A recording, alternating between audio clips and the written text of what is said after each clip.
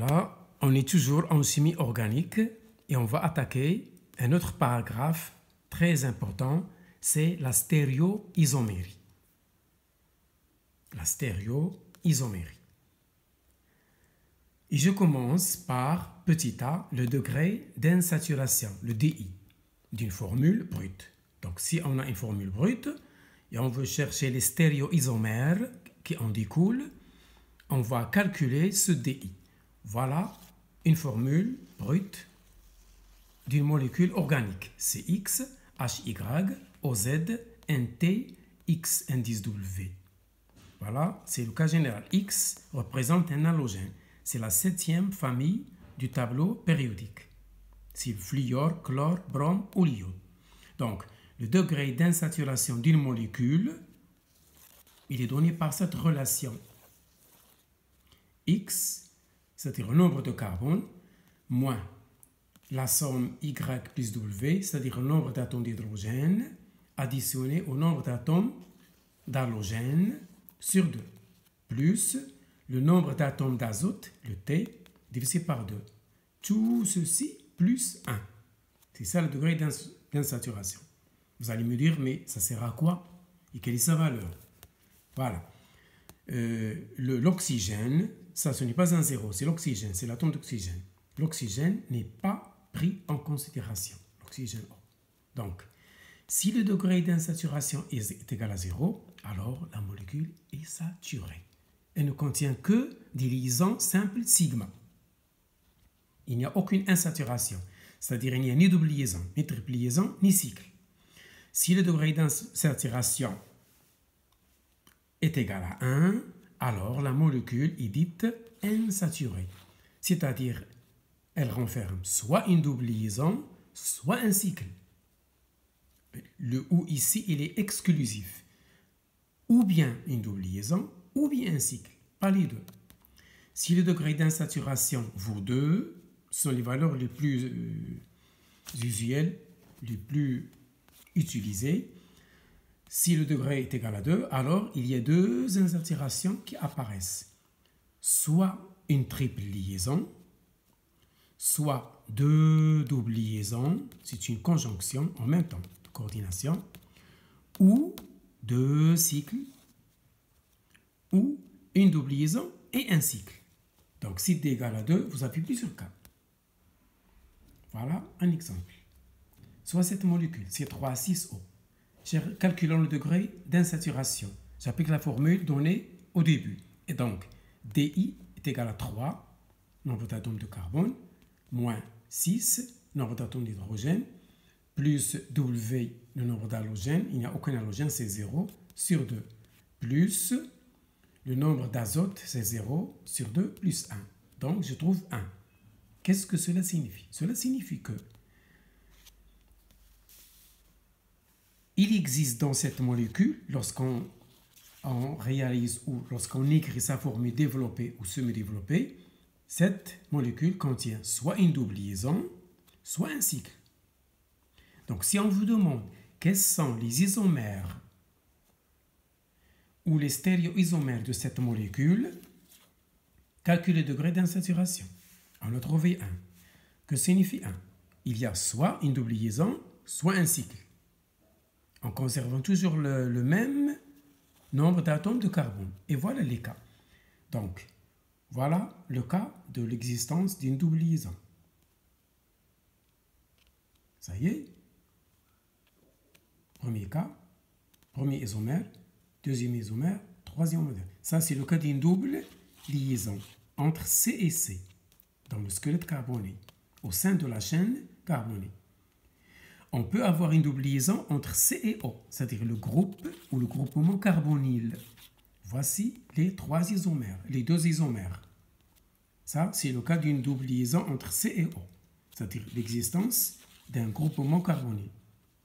Passons maintenant au cas d'un cycle. Donc, j'ai un cycle triangulaire, un cyclopropane, bien sûr, qui contient un groupement hydroxyle, c'est le cyclopropanol, soit un cycle avec une ramification CH3, soit un cycle carré, un cycle butane avec un oxygène. Donc j'ai combien d'isomères? J'ai 3, 3, 6, 8. Pour cette molécule, voici tous les isomères possibles. Ça y est, et je continue. Ça, c'est une remarque qui complète la vidéo sur la nomenclature. Voilà. Regardez ce radical. Il s'appelle isopropyl. On écrit IPR. CH, CH3, CH3. Ce n'est pas une molécule. C'est un radical qui peut être fixé sur une chaîne principale. Il faut l'apprendre par cœur. C'est comme un triangle isocèle. Ici, c'est l'isobutyle. Il y a 4 carbones, but, 4 carbones, IBU. Donc, dans la nomenclature, il existe des molécules qui renferment de tels radicaux ramifiés. Troisième cas, tertiobutyle. Tertiobutyle. Donc, ce radical, il s'appelle tertiobutyle. On abrégie en note TBU, tertiobutyle. Apprenez ça par cœur. Voilà un autre radical insaturé. Le prop-1-ényle. Prop, ça veut dire 3 carbones. La double liaison, elle commence à partir du carbone 1. Prop-1-ényle. N, ça veut dire une double liaison. Il, ça veut dire radical. Un radical. C'est un radical. Ce n'est pas une molécule.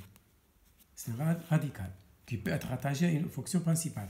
Il en est de même pour ce radical, ce groupement, ce substituant. Il s'appelle le but-2-ényle. But parce qu'il y a 4 carbones. La double liaison, elle commence à partir du carbone 2. Le but-2-ényle. Celui-là, il contient 2 doubles liaisons. C'est un radical. Il contient 2 insaturations.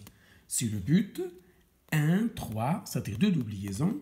L'une commence en 1, l'autre en 2. L'une en 1 et l'autre en 3. Voilà. L'une en 1 et l'autre en 3. Donc c'est le but 1, 10, 3, diényle. 10, ça veut dire 2 doubles liaisons. Voilà, ces radicaux qu'il faut connaître. Et comme un petit récapitulatif, voici les alcanes. Je rappelle, vous avez déjà vu ça au lycée. CnH2n plus 2, N appartenant à une étoile, les alcanes. Les carbones de la chaîne sont hybridés sp3. Pour les alcènes, N supérieur ou égal à 2. Supérieur ou égal à 2. Les carbones de la double liaison sont hybridés sp2. Donc les alcènes contiennent une seule double liaison. Donc les carbones de la chaîne sont hybridés sp2. Donc la molécule, elle est plane.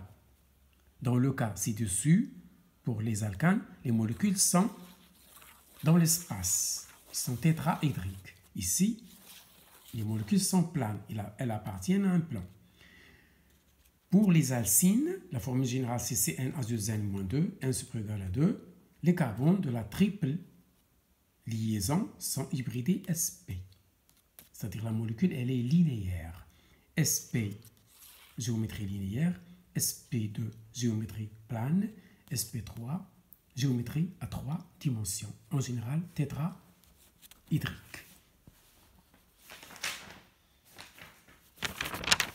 Et je continue. Voilà. Je passe au paragraphe suivant. Donc, on a dit la stéréoisomérie. Donc, quels sont les types d'isomérie qui existent en chimie organique? Je vais vous les citer, bien organisés et bien abrégés. Bien sûr, bien clair. Donc, il y a l'isomérie de constitution. Donc, l'isomérie de constitution ou l'isomérie plane ou l'isomérie structurale. Elle renferme 3 cas. Petit alpha.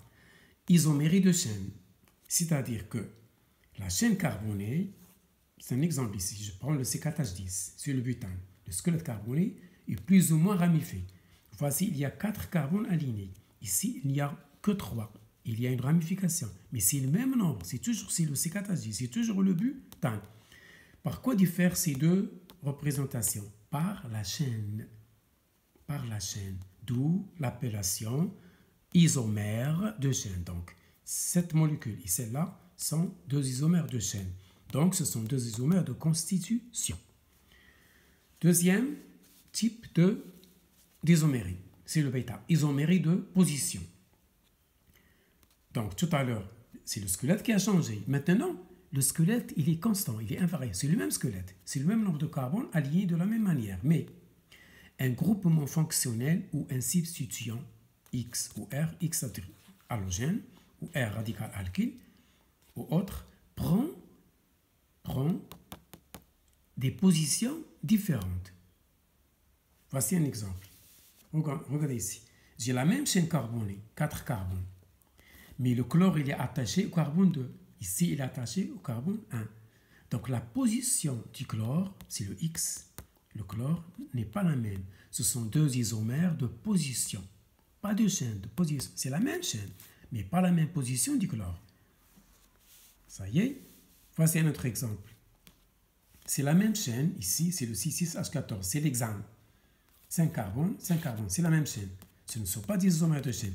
Mais le groupement ou le radical méthyle, CH3, n'a pas la même position sur les carbones de la chaîne. Je dis que ces deux molécules sont des isomères de position. Donc, l'isomérie de chaîne ou l'isomérie de position appartiennent à l'isomérie de constitution. Troisième cas, c'est le gamma. L'isomérie de fonction. Je suis toujours dans l'isomérie de constitution. On vient de voir l'isomérie de chaîne, l'isomérie de position, et on va terminer ce type par l'isomérie de fonction. Présence de fonctions différentes. Voilà un exemple. Regardez cette molécule et celle-là. Toutes les deux dérivent d'une formule brute C3H6O. Donc le C3H6O, c'est la formule brute. Donc je peux avoir soit cette molécule, soit celle-là. Celle-là, c'est une cétone, parce qu'il y a le groupement carbonyle. Alors, celle-ci, c'est un aldéhyde, le groupement aldéhyde, COH ou CHO. Ce n'est pas la même fonction, mais c'est la même chaîne. Ce sont deux isomères de fonction. Donc, ce sont deux isomères de constitution. Donc, on vient de voir trois types d'isomères de constitution. Chaîne, position et fonction. Remarque. Un cas particulier. La tautomérie est un cas particulier de l'isomérie de fonction. Donc, la tautomérie, c'est quoi la tautomérie? C'est une isomérie, mais de fonction. En fait, de quoi il s'agit-il? Il s'agit d'une transformation de la fonction selon un équilibre chimique. Ça dépend des conditions expérimentales. Donc, je peux avoir, voici un équilibre chimique. Regardez la molécule 1 et la molécule 2. Donc, je peux passer de 1, qui est une cétone, à 2, un alcool insaturé. 1 et 2 sont appelés des tautomères. Ces deux molécules ont la même formule brute.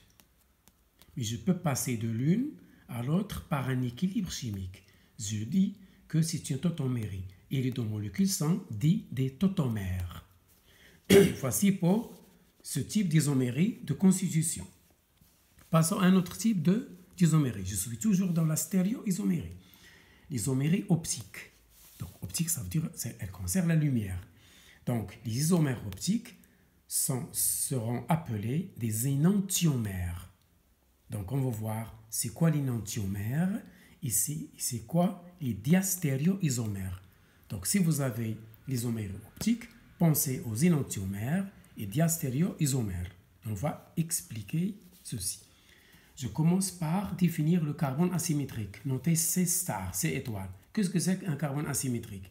Un carbone est asymétrique s'il porte 4 substitutions différents. A différent de B, différent de C, différent de D. Ça y est. Deux traits continus, ça veut dire les deux liaisons appartiennent au plan de la feuille. C'est dans le même plan. Une liaison en triangle gras, c'est une liaison en avant du plan, c'est-à-dire vers nous. Un trait discontinu, c'est une liaison derrière le plan. C'est la représentation dite en projective, c'est dans l'espace. Et la molécule est dite chirale. Donc, toute molécule contenant un carbone asymétrique, c'est-à-dire pourtant 4 substitutions différentes, est dite chirale. Chirale, ça vient de main. On va expliquer ça. Voici un exemple. Le carbone de cette molécule, ce carbone, celui-là, là, il porte H, différent de OH, différent de Cl, différent de O. Donc, cette molécule est dite chirale, car elle renferme un carbone asymétrique. Voici un autre exemple. Regardez cette molécule. Le carbone C étoile, il porte H, le groupe amino, le groupe éthyle et le groupe carboxylique. Je dis que ce carbone est asymétrique et ma molécule est dite chirale. Voici un autre exemple. Le carbone C étoile, il porte un H, un groupement hydroxyle, un groupement aldéhyde et un groupement éthyle. Je dis que ce carbone est asymétrique. Cette molécule, elle est dite chirale. Il existe des molécules qui renferment 2 carbones asymétriques. En voici des exemples. Regardez cette molécule. Regardez ce carbone, il porte H, OH, COH et le reste. Donc 4 substitutions différentes. Il en est de même pour C étoile. Il porte H, OH, COH et le reste. Donc il y a 2 C star, 2 carbones asymétriques. Il en est de même pour cette molécule. Regardez ce carbone et ce carbone. Celui-là, il porte HOH, COH et le reste. Celui-là, il porte HOH, CHO et le reste. Il y a donc 2 carbones asymétriques. Et je continue. Voilà, on va expliquer maintenant. Maintenant que le carbone asymétrique est expliqué, on va passer à ce qu'on appelle énantiomère, soit une molécule chirale qui renferme un carbone asymétrique. Si je dispose un miroir blanc, c'est un miroir blanc, on regarde ici, on trouve l'image de l'autre côté. La molécule 1 a son image 2. Regardez, il y a symétrie. HH symétrique par rapport au miroir. OH symétrique. CL symétrique par rapport à ce plan. CH3 symétrique. Donc, le 1 et 2 présentent 2 énantiomères ou 2 isomères optiques. Le 2 est l'image de 1 ou la réciproque par rapport au miroir. Le 1 et 2 sont non superposables. Si vous glissez 2 ou 1 comme ça sur la feuille, elles ne se superposent jamais. Donc, si j'envoie la lumière polarisée sur un flacon contenant le produit 1, il va faire dévier la lumière polarisée dans un sens. Mais l'autre flacon qui renferme le 2, elle va dévier la lumière polarisée dans le sens contraire. Ces 2 molécules, ces 2 énantiomères, ont les mêmes propriétés physico-chimiques et biologiques, sauf l'action sur la lumière polarisée. L'une la dévie à droite, alors l'autre la dévie à gauche. La molécule qui dévie la lumière à droite, la lumière polarisée, pas la lumière naturelle, la lumière polarisée, on va expliquer ça plus tard, s'appelle un dextrogire, notez D. Donc la molécule 1 s'appelle un D, c'est-à-dire dextrogire, elle dévie la lumière à droite. L'autre molécule dévie la lumière polarisée à gauche. On l'appelle un lévogire, notez petit L. Ça y est? Expliquons maintenant un phénomène dit activité optique. Le 1 est optiquement actif parce que la molécule, elle dévie la lumière dans un certain sens. La 2 est aussi optiquement active. Elle dévie la lumière dans le sens contraire. Si maintenant je mélange les deux, 50%, 50%, donc un mélange de 50% de D et de L, il dit mélange racémique. Si j'envoie la lumière polarisée à travers un flocon contenant un mélange racémique, la lumière ne peut pas être déviée. Donc ce produit n'a aucun effet sur la lumière polarisée. Je dis que c'est un mélange racémique. Il est optiquement inactif. Ça y est? Donc, je passe maintenant à l'autre partie et on va s'arrêter là. Diastéréoisomère. Regardez ce petit schéma-là, il est en général. J'ai une molécule A, son image A' par rapport à un miroir. j'ai une molécule B, son image B'. A ce couple et le couple BB' sont des énantiomères. Donc AA' est un couple d'énantiomères. BB', c'est-à-dire la molécule et son image, sont des énantiomères. Mais si je prends AB', BA', regardez, AB', A'B, ou bien AB, A'B', AB, A'B'. Donc ces quatre doublés, ces quatre couples sont dits diastéréoisomères. Donc la molécule et son image sont énantiomères. La molécule AB', A et B, A'B', A'B sont dits diastéréoisomères. Voici un exemple. Regardez cette molécule. Voici la chaîne carbonée. Cette représentation que je viens de dresser devant vous, elle s'appelle, on va l'étudier, s'appelle la représentation de M. Fischer, c'est-à-dire la chaîne carbonée, elle est comme ça, en gardant le substitution le plus oxygéné en haut. Et les substitutions sont latéraux. Ici, j'ai OH, HOH. Je pose un miroir.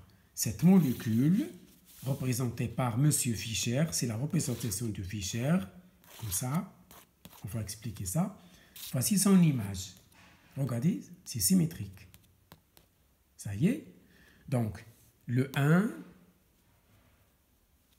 la molécule 1, trouve son image à travers le miroir et on a 2.